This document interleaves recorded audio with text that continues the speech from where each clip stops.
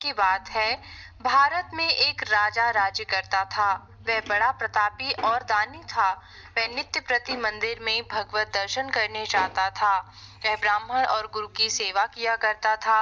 उसके द्वार से कोई भी याचक निराश होकर नहीं लौटता था। वह प्रत्येक गुरुवार को व्रत रखता एवं पूजन करता था। हर दिन गरीबों की सहायता करता था। परंतु यह सब बातें उसकी रानी को अच्छी नहीं लगती थीं। वह ना व्रत करती और ना किसी को एक भी पैसा दान में देती थी। वह राजा से भी ऐसा करने को मना किया करती थी। एक समय की बात है कि राजा शिकार खेलने वन को चले गए। घर पर रानी और दासी थीं। उस समय भगवान बृहस्पति देव साधु का रूप धारण कर राजा के दरवाजे पर भिक्षा मांगने आए। साधु ने रानी से भिक्षा मांगी तो वह कहने लगी, हे साधु महाराज, मैं इस दान पुण्य से तंग आ गई हूँ। इस कार्य के लिए तो मेरे पति देव ही बहुत हैं। अब आप ऐसी कृपा करें कि सारा धन नष्ट हो जाए तथा मैं आराम से रह सकूं। साधु रूपी बृहस्पति देव ने कहा, हे देवी, तुम तो बड़े विचित्र हो। संतान और धन से तो कोई दुखी नहीं होता, इसको सभी चाहते हैं। पापी भी पुत्र और धन की इच्छा रखता है। अगर तुम्हारे पास धन अधिक है तो भूखे मनुष्यों को भोजन करवाओ, प्याऊ लगवाओ, ब्राह्मणों को दान दो, धर्मशालाएं बनवाओ, कुआं, तालाब, बावड़ी, बाग बगीचे आदि का निर्माण करवाओ तथा निर्धनों की कुंवारी कन्याओं का विवाह कराओ। साथ ही यज्ञ आदि करो। इस प्रकार के कर्मों से आपके कुल का, आपका नाम परलोक में भी सार्थक होगा और तुम्हें स्वर्ग की प्राप्ति होगी। परंतु रानी साधु की इन बातों से खुश नहीं हुई। उसने कहा, हे साधु महाराज, मुझे ऐसे धन की आवश्यकता नहीं है जिसको मैं अन्य लोगों को दान देती फिरूं तथा जिसको रखने और संभालने में ही मेरा सारा समय नष्ट हो जाए। साधु ने कहा, हे देवी, यदि तुम्हारी ऐसी ही इच्छा है तो जैसा मैं तुम्हें बताता हूँ ठीक तुम वैसा ही करना। बृहस्पतिवार के दिन घर आंगन को गोबर से लीपना, अपने केशों को पीली मिट्टी से धोना, केशों को धोते समय स्नान करना, राजा से कहना वह क्षौर कर्म करवाएं यानी कि बाल दाढ़ी कटवाएं, भोजन में मांस मदिरा खाना, कपड़े धोबी के यहाँ धुलने देना। इस प्रकार 7 बृहस्पतिवार करने से ही तुम्हारा सारा धन नष्ट हो जाएगा। यह कहकर साधु महाराज रूपी बृहस्पति देव अंतर ध्यान हो गए। रानी ने साधु के कहने के अनुसार 7 बृहस्पतिवार तक वैसा ही करने का विचार किया। साधु के बताए अनुसार कार्य करते हुए केवल 3 बृहस्पतिवार ही बीते थे कि उसकी समस्त धन संपत्ति नष्ट हो गई। भोजन के लिए दोनों समय परिवार तरसने लगा तथा सांसारिक भोगों से दुखी रहने लगा। तब राजा रानी से कहने लगा कि हे रानी, तुम यहाँ पर रहो, मैं दूसरे देश को जाता हूँ, क्योंकि यहाँ पर मुझे सभी मनुष्य जानते पहचानते हैं, इसलिए मैं यहाँ पर कोई काम नहीं कर सकता। मैं अब परदेश जा रहा हूँ, वहाँ कोई काम धंधा करूंगा, शायद हमारे भाग्य बदल जाएं। ऐसा कहकर राजा परदेश चला गया और वहाँ जंगल से लकड़ी काट कर लाता और शहर में बेचता। इस तरह से जीवन व्यतीत करने लगा। इधर राजा के बिना रानी और दासियां दुखी रहने लगी। किसी दिन भोजन मिलता और किसी दिन जल पीकर ही रह जाती। एक समय रानी और दासियों को 7 दिन बिना भोजन के व्यतीत करने पड़े। तो रानी ने अपनी दासी से कहा कि हे दासी, यहाँ पास में ही नगर में मेरी बहन रहती है, वह बड़ी धनवान है, तो उसके पास जा और वहां से 5 सेर बेझर मांग करके ले आ, जिससे कुछ समय के लिए गुजारा हो जाएगा। दासी रानी की बहन के पास गई। रानी की बहन उस समय पूजा कर रही थी। बृहस्पतिवार का दिन था। दासी ने रानी की बहन से कहा, हे रानी, मुझे आपकी बहन ने भेजा है, मुझे 5 सेर बेझर दे दो। दासी ने यह बात अनेक बार कही, परंतु रानी की बहन ने कोई उत्तर नहीं दिया, क्योंकि उस समय वह बृहस्पतिवार की व्रत कथा सुन रही थी। जब दासी को रानी की बहन से कोई उत्तर नहीं मिला तो वह बहुत दुखी हुई, उसे क्रोध भी आया और वह लौटकर रानी से बोली, हे रानी, आपकी बहन तो बहुत ही घमंडी है, वह छोटे लोगों से बात भी नहीं करती।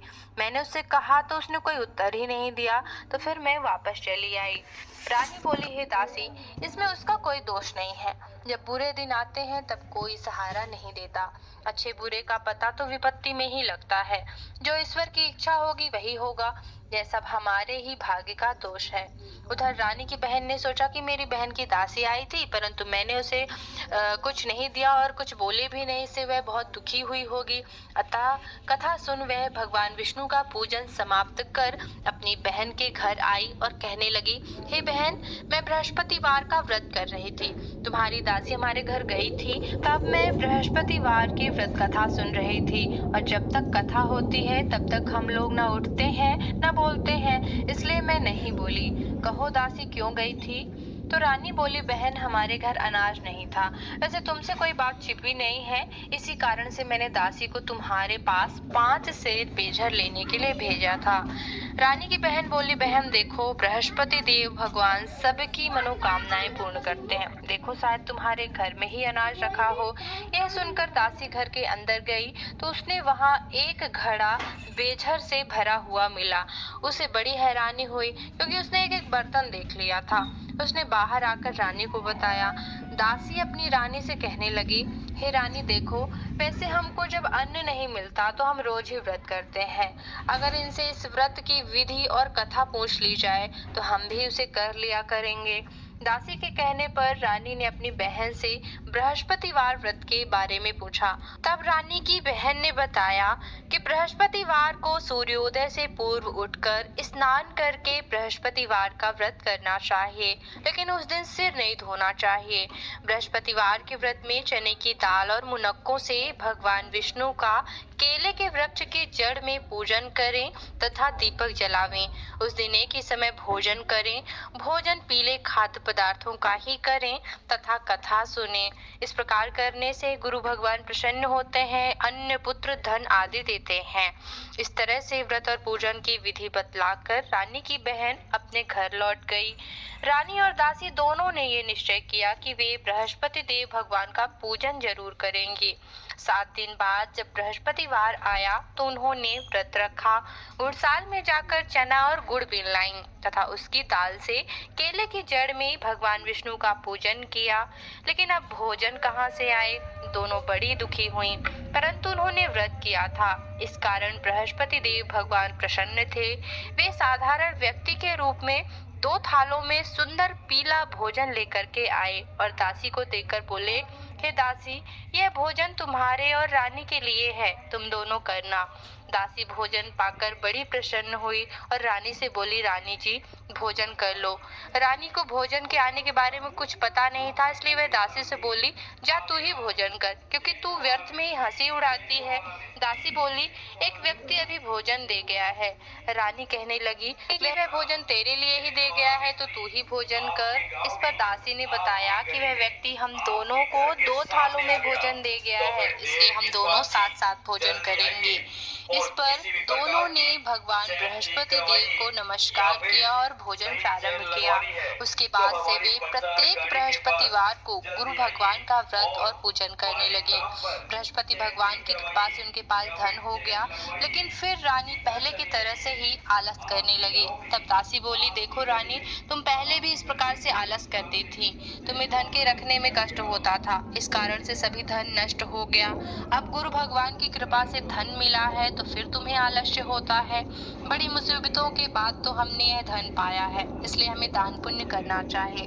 तुम भूखे मनुष्यों को भोजन कराओ, प्याऊ लगवाओ, ब्राह्मणों को दान दो, कुआं, तालाब, बावड़ी आदि का निर्माण करवाओ, मंदिर, पाठशाला बनवा कर दान दो, कुंवारी कन्याओं का विवाह करवाओ। धन को शुभ कार्यों में खर्चा करो, जिससे तुम्हारे कुल का यश बढ़े और स्वर्ग प्राप्त हो, पितृ भी प्रसन्न हो। दासी की बात मानकर रानी ने इसी प्रकार के कर्म करने प्रारंभ किए, जिससे उसका काफी यश फैलने लगा। एक दिन रानी और दासी आपस में विचार करने लगी कि ना जाने राजा किस दशा में होंगे, उनकी कोई खोज खबर नहीं है। गुरु भगवान से उन्होंने प्रार्थना की और भगवान ने रात्रि में ही राजा को स्वप्न में कहा कि हे राजा, उठ, तेरी रानी तुझको याद करती है, अब अपने देश को लौट जा। राजा प्रातः काल उठकर जंगल से लकड़ियां काट कर लाने के लिए जंगल की ओर चल पड़ा। जंगल से गुजरते हुए वह सोचने लगा कि रानी की गलती से कितने दुख भोगने पड़े। राजपाट छोड़कर उसे जंगल में आकर रहना पड़ा। जंगल से लकड़ियां काटकर उन्हें बेचकर गुजारा करना पड़ा। उसी समय जंगल में बृहस्पति देव एक साधु का रूप धारण करके आए और राजा के पास आकर बोले, हे लकड़हारे, तुम इस सुनसान जंगल में किस चिंता में बैठे हो, मुझे बतलाओ। यह सुन राजा के नेत्रों में जल भर आया और साधु की वंदना करके बोला, हे प्रभु, आप सब कुछ जानने वाले हैं। इतना कहकर राजा ने साधु को अपनी संपूर्ण कहानी सुना दी। महात्मा तो स्वभाव से ही दयालु होते हैं। वे राजा से बोले, हे राजा, तुम्हारी पत्नी ने बृहस्पति देव के प्रति अपराध किया था, जिसके कारण से तुम्हारी यह दशा हुई। अब तुम किसी प्रकार की चिंता मत करो, भगवान तुम्हें पहले से भी अधिक धन देंगे। देखो, तुम्हारी पत्नी ने बृहस्पतिवार का व्रत करना प्रारंभ कर दिया है। अब तुम भी बृहस्पतिवार का व्रत करके चने की दाल और गुड़ जल को लोटे में डाल करके केले के पत्ते से भगवान विष्णु का पूजन करो। फिर कथा कहो या सुनो, भगवान तुम्हारी सभी मनोकामनाओं को पूर्ण करेंगे। साधु को प्रसन्न देखकर राजा बोला, हे प्रभु, मुझे लकड़ी बेचकर इतना पैसा भी नहीं मिलता कि मैं भोजन करने के बाद कुछ बचा सकूं। मैंने रात्रि में अपनी रानी को व्याकुल देखा है। मेरे पास कोई साधन नहीं जिससे उसका समाचार जान सकूं। फिर मैं बृहस्पतिवार की कौन सी कहानी कहूं या सुनूं? मुझको तो कुछ मालूम भी नहीं है। साधु ने कहा, राजा, तुम किसी बात की चिंता मत करो। बृहस्पतिवार के दिन तुम रोजाना की तरह लकड़ियां लेकर शहर में जाओ। तुम्हें रोज से दुगना धन प्राप्त होगा, जिससे तुम भली भांति भोजन भी कर लोगे तथा बृहस्पति देव की पूजा का सामान भी आ जाएगा। और चलो, कथा मैं तुम्हें सुना देता हूँ। बृहस्पति देव की कथा इस प्रकार है। प्राचीन काल में एक बहुत ही निर्धन ब्राह्मण था। उसकी कोई संतान नहीं थी। वह नित्य पूजा पाठ करता, परंतु उसकी स्त्री बहुत मलिनता के साथ रहती थी। वह ना स्नान करती और ना किसी देवता का पूजन करती। प्रातः काल उठते ही सर्वप्रथम भोजन ही कर लेती थी, बाद में कोई अन्य कार्य किया करती थी। ब्राह्मण देवता बहुत दुखी रहते थे, पत्नी को बहुत समझाते, किंतु उसका कोई परिणाम ना निकलता। भगवान की अनुकंपा से एक समय उस ब्राह्मण की पत्नी गर्भवती हुई और 10वें महीने उसने एक बहुत ही सुंदर कन्या को जन्म दिया। धीरे धीरे ब्राह्मण की वह कन्या बड़ी होने लगी। बचपन से ही उस कन्या की रुचि भगवान विष्णु की पूजा करने में थी। वह प्रातः काल ही उठकर स्नान आदि करके भगवान विष्णु की पूजा मंदिर में करने जाती थी। बृहस्पतिवार को वह व्रत करके विधिवत पूजा पाठ किया करती थी। पूजा पाठ के बाद वह पढ़ने के लिए पाठशाला जाती थी। घर से चलते हुए वह मुट्ठी भर जौ साथ लेकर के जाती थी। पाठशाला के रास्ते में थोड़े थोड़े जौ गिराती जाती थी। जब वह पाठशाला से घर लौटती तो वही जौ के दाने सोने में बदले हुए मिलते थे। लड़की सभी सोने के दानों को बीन लाती थी। एक दिन जब वह सोने के दानों को साफ कर रही थी तो उसकी माँ ने कहा कि बेटी, सोने के दाने साफ करने के लिए तो सोने का सूप भी होना चाहिए। अगले दिन बृहस्पतिवार का दिन था।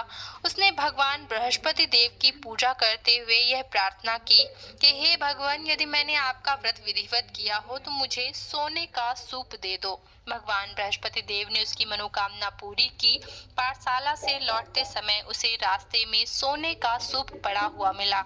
घर लौटकर सोने का सूप अपनी माँ को दिखाकर वह सोने के दाने साफ करने लगी।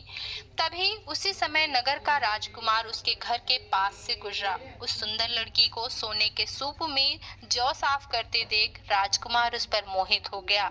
महल में लौटकर राजकुमार ने अपने पिता अर्थात राजा से उस लड़की के बारे में बताकर उससे विवाह करने की इच्छा प्रकट की। तो राजा ने ब्राह्मण को महल में बुलाकर राजकुमार से उस लड़की के विवाह की बात कही।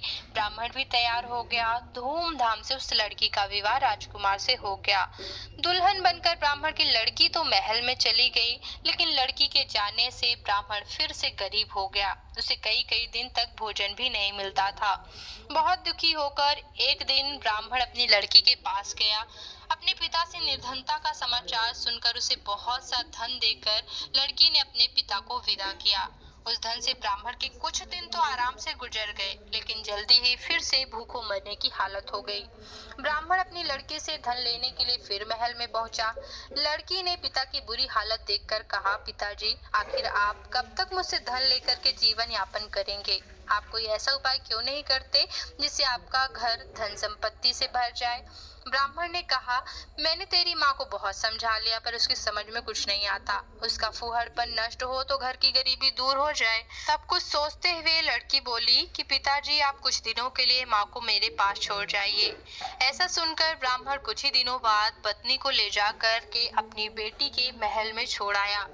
बेटी ने अपनी माँ से कहा कि माँ तुम कल प्रातः उठकर स्नान आदि करके भगवान बृहस्पति देव की पूजा अवश्य करना। पूजा करने से तुम्हारी गरीबी जरूर दूर हो जाएगी। लेकिन उसकी माँ ने उसकी एक भी बात नहीं मानी, उल्टा उसी के बच्चों का खाया हुआ जूठन उसने खा लिया। तब बेटी को बहुत ज्यादा क्रोध आया और उसने अपनी माँ को एक कक्ष में बंद कर दिया। सूर्योदय के समय उसने माँ को उठाकर जबरदस्ती ही उसे स्नान कराया और फिर मंदिर ले जाकर के भगवान बृहस्पति देव की पूजा करवाई। कुछ ही दिनों तक ऐसा करने से उसकी माँ की बुद्धि में परिवर्तन हुआ और वह स्वयं से ही बृहस्पतिवार का व्रत रखने लगी।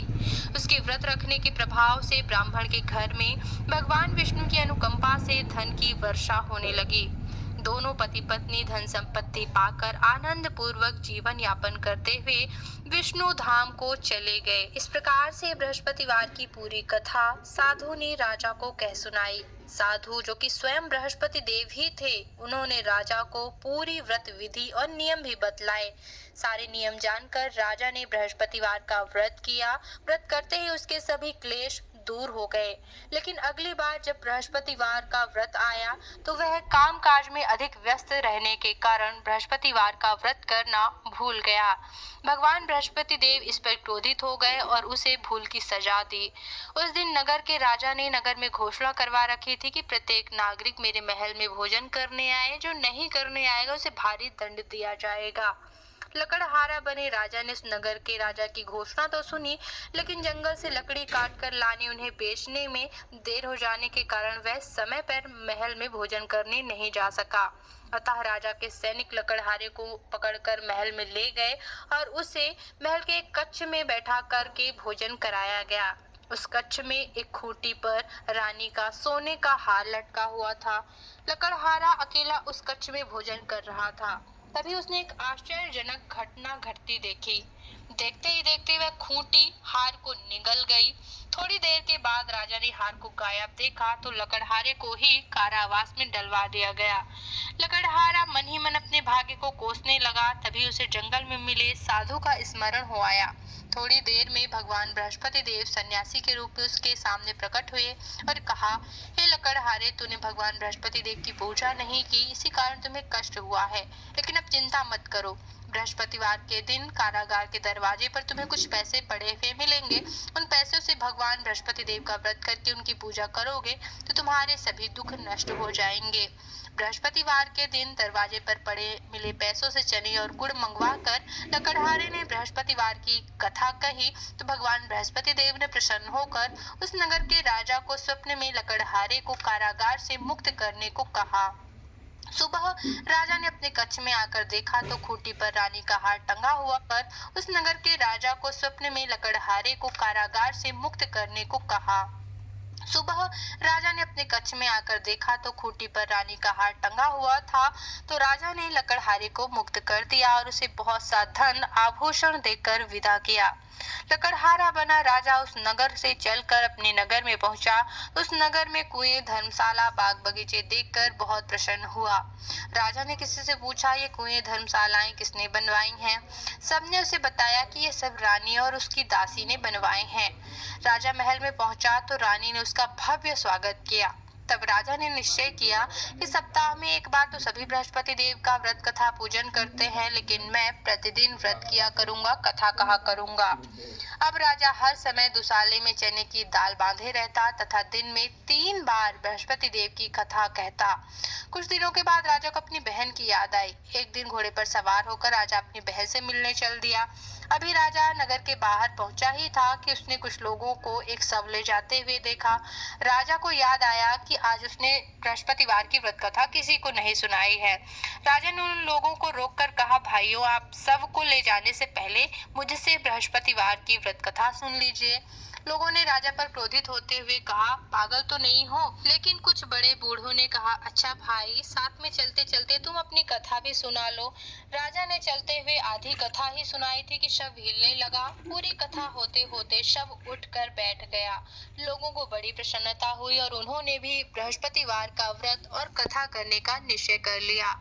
अब राजा घोड़े पर सवार होकर आगे चला तो उसे एक किसान मिला। किसान खेत में हल चला रहा था। राजा ने किसान से भी कहा कि तुम मेरी बृहस्पतिवार की व्रत कथा सुन लो। तो किसान ने कहा कि जब तक मैं तुम्हारी कथा सुनूंगा तब तक पूरे खेत में हल चला लूंगा, जाओ किसी और को कथा सुनाओ। तब राजा निराश होकर चलने लगा। तभी किसान के बैल लड़खड़ाकर जमीन पर जा गिरे और उसके पेट में भी दर्द होने लगा। तभी किसान की पत्नी खाना लेकर के आई तो उसने किसान से इस बारे में पूछा। तो किसान ने घुड़सवार के बारे में पूरी कहानी सुनाई। तो किसान की पत्नी दौड़ती हुई राजा के पास पहुंचकर हाथ जोड़कर बोली कि मैं तुम्हारी कथा सुनूंगी। राजा ने उसके साथ खेत पर पहुंचकर ही बृहस्पतिवार की कथा सुनाई।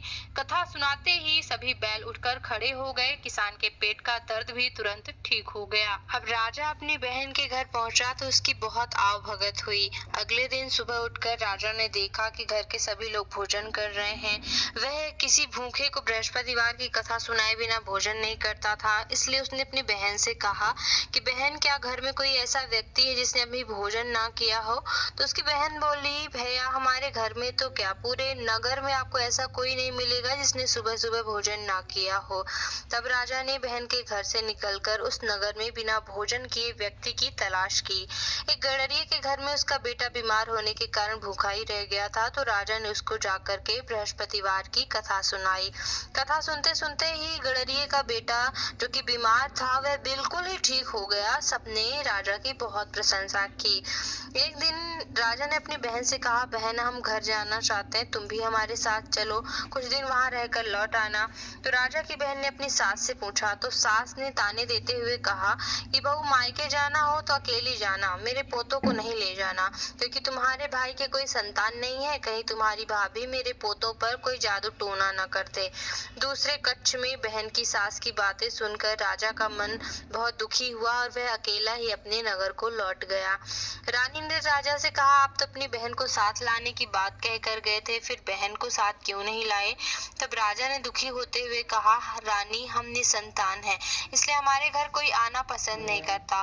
रानी ने राजा को समझाया, हे प्राणनाथ, हमें बृहस्पति देव ने सब कुछ दिया है, अब भगवान बृहस्पति देव हमें संतान भी अवश्य देंगे।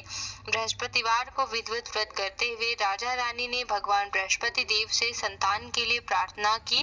तो कुछ दिनों के बाद उन्होंने स्वप्न में दर्शन देते हुए कहा, हे राजन, तेरी मनोकामना अवश्य पूरी होगी।